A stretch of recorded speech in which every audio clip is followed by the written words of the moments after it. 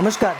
आज बात करूंगा ब्रेकअप के बारे में। ब्रेकअप से कैसे डील करें, अपने लाइफ में मूव ऑन कैसे करें, कैसे इस डिफिकल्ट सिचुएशन से खुद को बाहर निकालें। हम सब लोग जानते हैं दोस्तों, ब्रेकअप इस सिंगल वर्ड ने न जाने कितने यूथ्स के माइंड को डिस्ट्रॉय कर दिया है, खराब कर दिया है।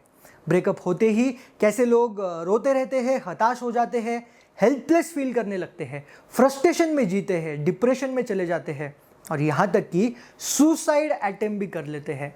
ये बहुत स्वाभाविक भी है दोस्तों, क्योंकि रिश्तों में या मैं कहूँगा रिलेशनशिप में लोग अपना टाइम इन्वेस्ट करते हैं, मनी इन्वेस्ट करते हैं, इमोशंस सब कुछ दांव पर लगा देते हैं और अंत में क्या होता है, ब्रेकअप हो जाता है। ब्रेकअप की वजह से उनको बहुत ज़्यादा पेन होने लगता है और ऐसा लगता है कि मानो एंड ऑफ द वर्ल्ड हो गया है, अभी इसके बाद कुछ है ही नहीं। ब्रेकअप के बाद वो बार बार सोच में पड़ जाते हैं, बार बार वो मेमोरीज सोचते हैं, वो थॉट्स में चले जाते हैं, इससे वो बाहर ही नहीं निकल पाते हैं।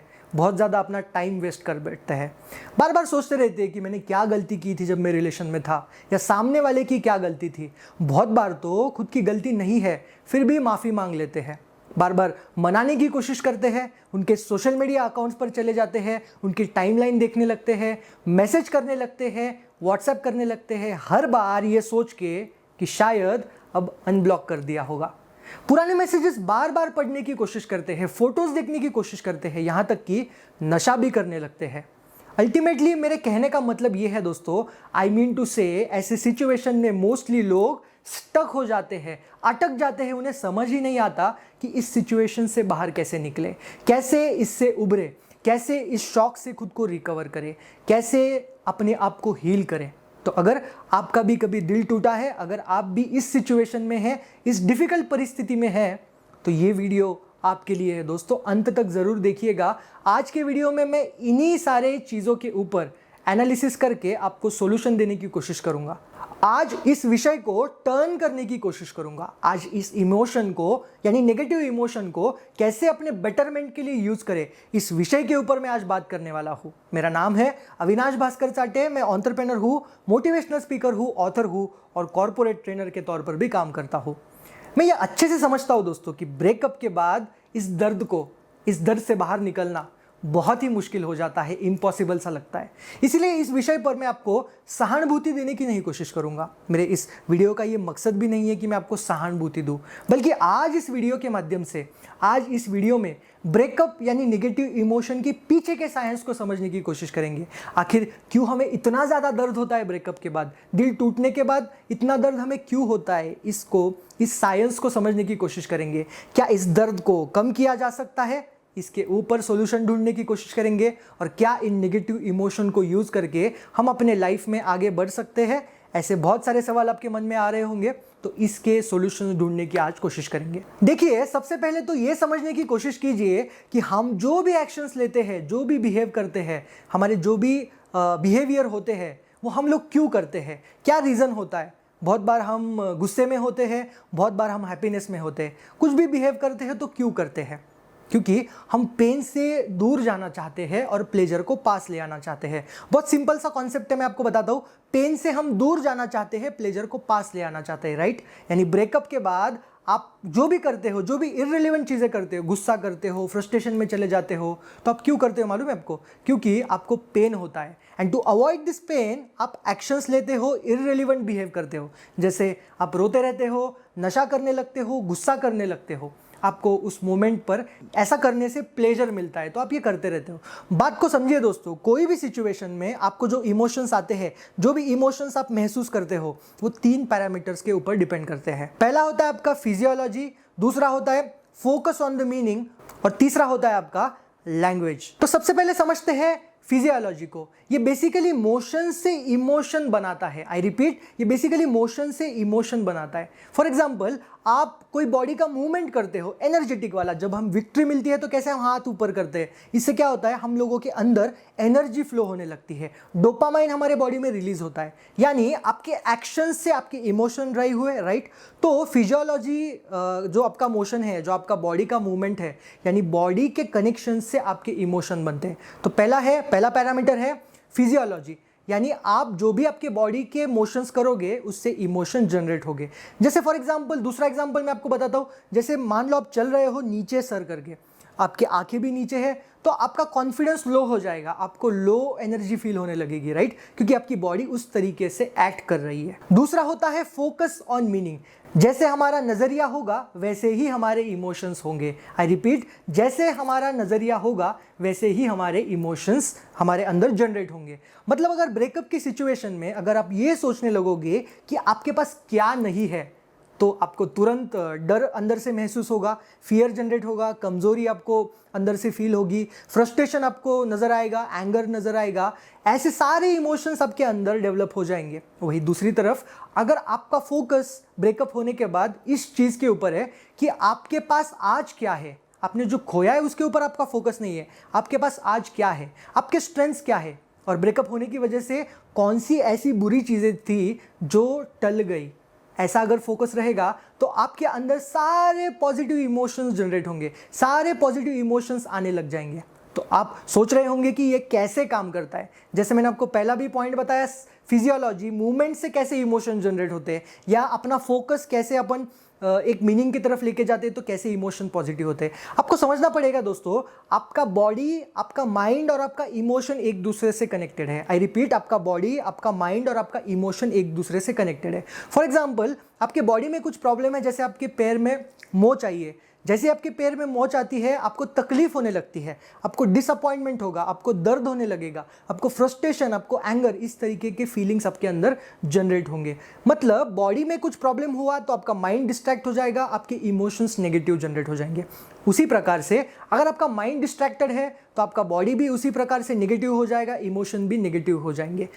उसी प्रकार से आपके इमोशंस अगर नेगेटिव है, अगर आपको लो फील हो रहा है तो आपकी बॉडी भी बोलेगी यार लो ऑफ एनर्जी है, मतलब मुझे इच्छा नहीं हो रही है कुछ काम करने की।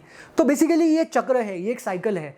बॉडी, इमोशन और माइंड तीनों को आपको बैलेंस रखना होता है, तब जाके आपके अंदर वो एनर्जी आप महसूस कर सकते हो, तब जाके वो इमोशंस आप महसूस कर सकते हो। और तीसरा होता है आप कैसे शब्द इस्तेमाल करते हो, आपका लैंग्वेज क्या है। जैसे आपके लैंग्वेज में, आपके सेंटेंस में, आपके बात करने के तरीके में थकान या टायर्डनेस या लो फीलिंग है, बोर्डम है, तो ऐसे वर्ड से क्या होगा, ऐसे शब्द सुनते ही आपके अंदर नेगेटिव फीलिंग जनरेट होंगी, आपके शरीर नेगेटिव तरीके से रिएक्शन देने लगेगा, तो ऑटोमेटिकली आपको लो फील होगा, राइट। तो बहुत सिंपल है दोस्तों, ये बैलेंस करके हम लोगों को ये एनर्जी कन्वर्ट करनी होती है। वो कहते हैं ना कि energy can be neither created not destroyed, it can be transform from one source to another. तो ये 3 पैरामीटर्स मैंने जो आपको दिए, यानी आपका जो फोकस है वो फोकस आप शिफ्ट कीजिए। सबसे पहले अपनी लैंग्वेज चेंज करके अपने फिजियोलॉजी में बदलाव लाइए, जिससे क्या होगा, आपके अंदर पॉजिटिव इमोशंस पैदा हो जाएंगे और जिससे आपको एक पॉजिटिव डायरेक्शन मिलेगा, उसका इस्तेमाल करके आप आगे बढ़ सकते हो, ना कि पीछे जा सकते हो। अब ये तो मैंने आपको साइंस बता दी है, हम लोगों को पेन क्यों होता है और हम लोगों के अंदर इमोशंस कैसे जनरेट होते हैं। अब थोड़ा सा प्रैक्टिकल बात करते हैं। अब बात करते हैं कैसे इस थ्योरी को इंप्लीमेंट करके, कैसे एक्शंस लेके ब्रेकअप वाली सिचुएशन से बाहर निकले। कुछ पॉइंट्स मैं आपको देता हूं। सबसे पहले पॉइंट है, आप मेंटल मॉडल पर आपके काम कीजिए। मेंटल मॉडल क्या होता है सबसे पहले समझते हैं। आपका माइंड जो होता है ना, ये समुंदर की तरह है, ये विशाल समुंदर है जिसमें बहुत सारी चीज़ें पड़ी हुई है। आप समुंदर के डेप्थ में जब जाते हो तो आपको बहुत कुछ नज़र आता है, आपको वहाँ पे कचरा भी दिखेगा, आपको बहुत सारे अवशेष मिलेंगे जो समुंदर में गिरे थे बहुत साल पहले। जैसे कोई शिप है जो सिंक होके नीचे गई है, उसके बहुत सारे अवशेष है, कोई प्लेन क्रैश हुआ है उसके अवशेष है, या कोई अच्छी चीज़ें भी वहाँ पे आपको दिखेगी, राइट। तो उसी प्रकार से आपका जो माइंड होता है उसमें भी बहुत सारी चीज़ें अंदर है।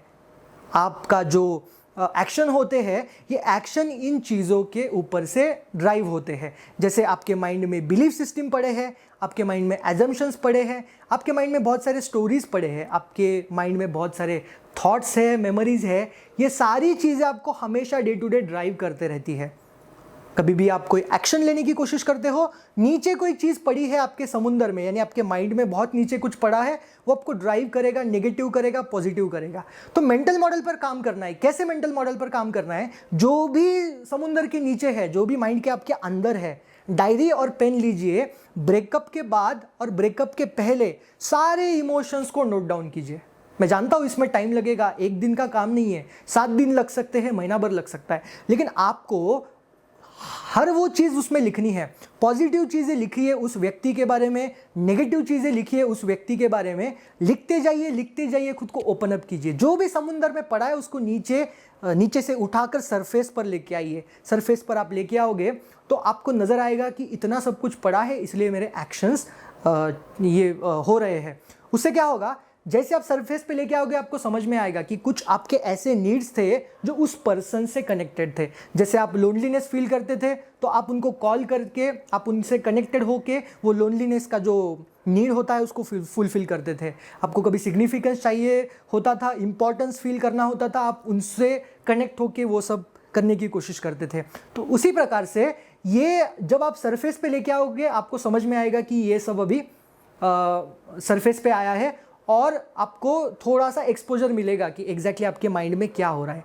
जैसे ही आपको ये सब नज़र आता है, जैसे ही आप ये सब लिखते हो, जिस दिन आपको लगता है कि पूरा समुंदर में से आपने निकाला है उसको हटा दीजिए, उस मेंटल मॉडल को चेंज कर दीजिएगा। मेंटल मॉडल को जैसे ही चेंज करोगे आपके बिहेवियर्स तुरंत चेंज होने लग जाएंगे। दूसरा होता है चूज अ मेंटर। अब जैसे ही ब्रेकअप होता है ऐसे कठिन परिस्थिति में आपको एक मेंटर चाहिए। आपका दोस्त हो सकता है, आपका फैमिली मेंबर हो सकता है, आपकी सिस्टर, आपका ब्रदर, कोई भी हो सकता है। मेंटर यानी जो आपको प्रॉपरली डायरेक्शन दे, जो आपकी बातों को समझे, आपको लिसन करे, आपको अच्छी तरीके से गाइड करे और आपका शुभ चिंतक हो। सबसे इंपॉर्टेंट, जो आपको डे टू डे लाइफ में कभी भी भटकने ना दे। Choose a mentor. Mentor choose करने से आप उससे जल्दी बाहर निकल सकते हो। तीसरा पॉइंट है टाइम। अब ऐसी कठिन परिस्थिति में आपको ये बात समझनी होगी कि इसमें से बाहर निकलने के लिए आपको टाइम लगेगा। बहुत बार क्या होता है, हम रश में होते हैं, बहुत बार हम फटाफट करने की कोशिश करते हैं तो वो चीज़ रिकवर नहीं होती है। आपको प्रॉपर ट्रीटमेंट करना है बॉडी का, आपको पूरी तरीके से हील करना है बॉडी को। तो एक चीज़ समझ लीजिए, टाइम आपको लगेगा हील होने के लिए। तो माइंड में फिक्स कर दीजिए कि इसमें से उभरने के लिए मुझे टाइम लगेगा। खुद को टाइम दीजिएगा, आपको बेहतर महसूस होगा। Fourth point, focus on your goal and purpose. देखिए, आपके लाइफ में, हर किसी के लाइफ में एक बड़ा लक्ष्य होता है, एक पर्पस होता है लाइफ का। लेकिन ब्रेकअप के बाद कठिन परिस्थिति में हम उसको भूल जाते हैं, वो कहीं पे ओवरशैडो हो जाता है। तो उसको बाहर निकालने की कोशिश कीजिए। जब भी ब्रेकअप के थॉट्स आते हैं उस गोल के पास देखिए, उस पर्पस के पास देखिए। जीने के लिए आपको वो पर्पस यानी आपको कुछ करना है हासिल, ये आपके सामने हमेशा लाने की कोशिश कीजिए। आपके वॉलपेपर चेंज कीजिए, आपके सामने रिमाइंडर्स लगाइए कि आपका पर्पस क्या है गोल का। ऐसा करने से आपके अंदर पॉजिटिविटी आएगा, सेरोटिन रिलीज होगा आपके बॉडी में, जिससे क्या होगा, मोटिवेशन, एनर्जी आएगा, जिससे आप भटकोगे नहीं, डिस्ट्रैक्ट नहीं होंगे। फिफ्थ पॉइंट है नेटवर्किंग। यानी जब भी ब्रेकअप होता है हम लोग अकेले बैठना चाहते हैं, अकेले रहना चाहते हैं। इसको थोड़ा सा टालने की कोशिश कीजिए, नेटवर्किंग बढ़ाइए, नए नए लोगों से मिलिए। नए नए लोगों से मिलने के बाद क्या होगा, आपको नए नए थॉट्स जनरेट होंगे। नए नए थॉट जनरेट होने से क्या होता है, आप पॉजिटिव फील कर सकते हैं। तो नेटवर्किंग बढ़ाइए, लोगों से मिलिए, बातचीत कीजिए, अपना नेटवर्क बड़ा कीजिए। Sixth, fitness and meditation. Fitness यानी मैं बॉडी बिल्डिंग की बात नहीं कर रहा हूँ, मैं बॉडी के मूवमेंट्स के बारे में बात कर रहा हूँ, मेडिटेशन के बारे में बात कर रहा हूँ। खुद को अपने बॉडी के मूवमेंट्स कीजिए, मेडिटेशन कीजिए, जिससे क्या होगा, आपके बॉडी में वो केमिकल्स रिलीज होंगे जो आपको फ्रेश रख सकते हैं। और 7th point, last point, be optimistic, यानी आशावादी रहना। बहुत बार ऐसे सिचुएशन में ब्रेकअप के बाद, हार्ट ब्रेक के बाद हम लोग निराशावादी हो जाते हैं, हमें होप्स ही नहीं रहते हैं लाइफ के। तो उम्मीद पे दुनिया कायम है ऐसे कहते हैं। उम्मीद रखिए, आशा रखिए, आप ज़रूर आगे बढ़ सकते हैं। हताश नहीं होना है, निराश नहीं होना है। तो simple 7th point, most important point, optimistic रहना है। ऑप्टिमिज्म क्या है, इसको डिटेल में समझने के लिए मैंने एक स्पेशल वीडियो भी बनाया है, डिस्क्रिप्शन में इसकी मैं लिंक आपको दे दूंगा। वो वीडियो आप अच्छी तरीके से समझिए, पढ़िए, कैसे ऑप्टिमिज्म आपके बॉडी पे काम करता है, कैसे साइंस छुपा हुआ है ऑप्टिमिज्म के पीछे आपको आगे बढ़ाने के लिए। आशा करता हूँ वीडियो आपको अच्छा लगा होगा। वीडियो अच्छा लगा है तो वीडियो शेयर कीजिए, ज़्यादा से ज़्यादा लोगों में बताइए। ब्रेकअप होने के बाद निराश होने की ज़रूरत नहीं है, आशावाद होने की ज़रूरत है, हमें ऑप्टिमिस्ट होने की ज़रूरत है। मेंटल मॉडल कैसे काम करता है बताइए, लोगों के साथ शेयर कीजिए ये वीडियो ज़्यादा से ज़्यादा। चैनल अगर अभी तक सब्सक्राइब नहीं किया है, चैनल सब्सक्राइब कीजिएगा, क्योंकि ये मुझे मदद करता है, मुझे मोटिवेशन देता है और ऐसे वीडियोस बनाने के लिए। आपको अगर कोई सजेशन होगा, कोई टॉपिक पे अगर आप वीडियो चाहते हैं मुझसे, कमेंट सेक्शन में लिख सकते हैं, टॉपिक का नाम लिख सकते हैं, मैं प्रयास करूंगा उसके ऊपर वीडियो बनाने का। मिलते हैं नए एपिसोड में नया टॉपिक लेके, तब तक के लिए I am signing off. Thank you so much. जय हिंद।